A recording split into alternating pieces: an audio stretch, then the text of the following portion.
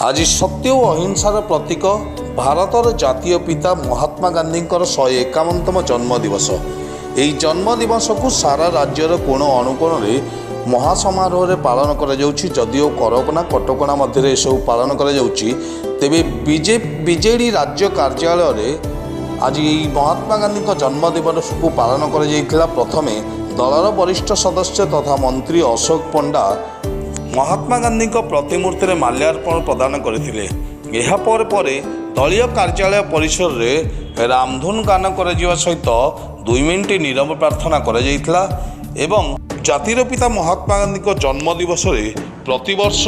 विजु जनता दल तरफ पदयात्रार आयोजन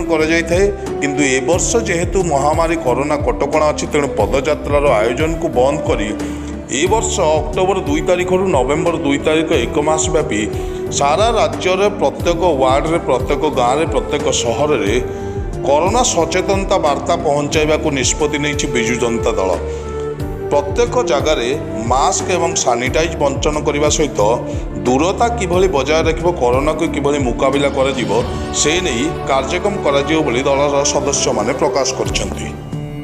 सी जो स्वप्न देखी सी जब जो स्वप्न देखते आज विगत एत वर्ष पर स्वप्न किसी जो साकार होनी से आम कहीपर यहाँ गोटे प्रोसेस भितर चली बाकी रहा नारी निर्यातनार कथा से निज आम निजक सचेतन हाँ पड़ो जनसाधारण जब निजे सचेतन हूँ ताहले यहाँ अधिक रु अधिक अवेयरनेस क्रिएट कर आम सरकार करने द्वारा सचेतन प्रशासन करने अपेक्षा जब निजे सचेतन हवा ताहले आम हुए तो ये बर्ती पारिबा। आपण मैंने जानते जे जातीय जनक महात्मा गांधी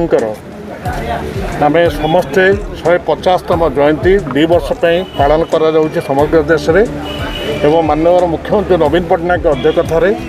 जो राज्यस्तरीय जयंती कमिटी विभिन्न प्रकार कार्यक्रम जयंती अवसर होकर प्रकाशन जो गांधी स्वहस्त लिखित विभिन्न पुस्तकर भाषांतर एवं विभिन्न जगार जो स्मारकी एवं गांधी सेंटर जो खंडगीठार आपने जानी पर्यटन विभाग एवं आदित्य बिड़ा फाउंडेशन से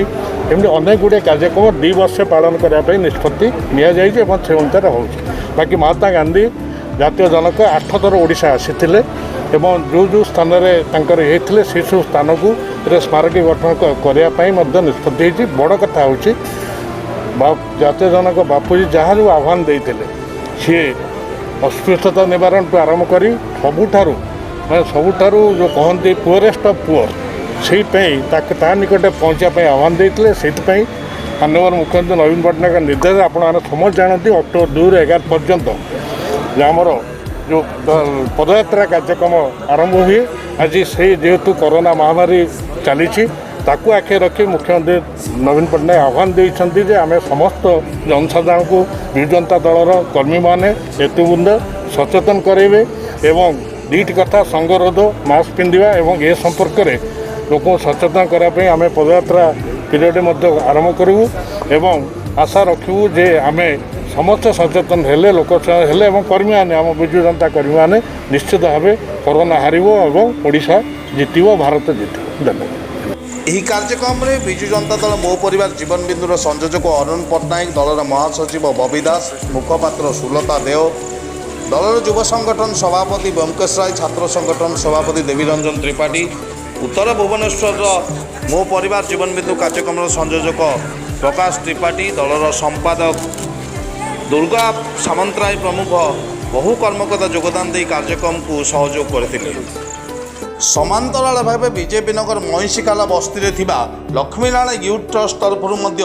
गांधी जयंती उत्सव पालन कर क्लबर सदस्य मैंने दीप प्रज्वलन कर गांधीजी प्रतिमूर्ति में माल्यार्पण करा सहित बस्ती किसी भिन्नक्षम व्यक्ति को वस्त्र प्रदान करथिले। गांधीजी गोटे वार्ता थिला बा गोटे स्वप्न थिला जो दिन गोटे झील राति अधरे घर को सुरक्षित भाव फेरी आसब से दिन ही भारत गोटे स्वाधीन देश रूपे गणित हो बोली से जो कथाटी कही लक्ष्मीप्रिया ट्रस्ट से ही कथा को निजर शपथ ग्रहण करी आज झील मान सहित गांधी जयंती पालन करिछि। आगामी दिन में कोरोना किपरि भाव लोक मानू छुई पारिबो नाही एवं किपरि भाव कोरोना को पराजित करा